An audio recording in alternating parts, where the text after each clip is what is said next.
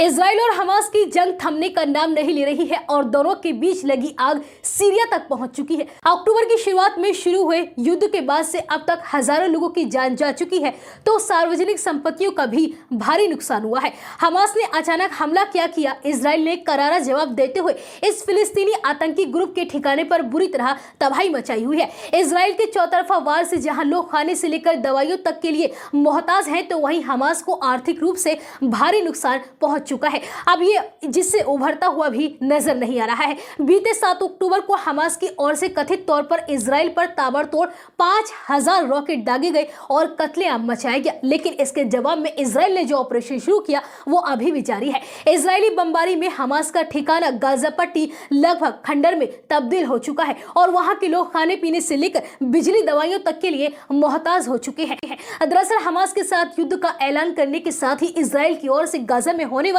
सभी तरह की सप्लाइयों को बंद कर दिया गया था, जो अभी भी जारी है। युद्ध के हालात में गाजा के लोग खाने को मोहताज है। पानी की सप्लाई रोकने से हालात और भी ज्यादा विकराल हो चुके हैं। आपको बता दें कि फिलिस्तीनी जल प्राधिकरण के अनुसार 2021 में गाजा का लगभग 90% पानी भूजल कुओं से आता था, तो वहीं बाकी 10% जल आपूर्ति इजराइल की राष्ट्रीय जल कंपनी मैक्रोट के जरिए होती थी, जिसे अब रोक दिया गया है और बमबारी में फिलिस्तीन के कुएं भी तबाह हो चुके हैं। गाजा पट्टी में इजराइल बमबारी से बचने के लिए बड़ी संख्या में लोग दूसरे स्थानों के लिए पलायन कर गए हैं, लेकिन जो बचे हुए हैं वो इजराइल की ओर से बिजली सप्लाई ठप होने से अंधेरे में जीने के लिए मजबूर है। बिजली पानी के अलावा ट्रांसपोर्टेशन ठप होने से लोग भोजन की कमी से बेहाल है। इंटरनेट सेवाएं ठप हो चुकी हैं, तो दूसरी ओर गाजा के लोगों के लिए दवाओं के ट्रांसपोर्टेशन को भी इजराइल फोर्स की मूवमेंट ने बुरी तरह से प्रभावित किया है। खाने पीने की किल्लत से बदहाल लोगों पर दवाइयों की कमी किसी त्रासदी की तरह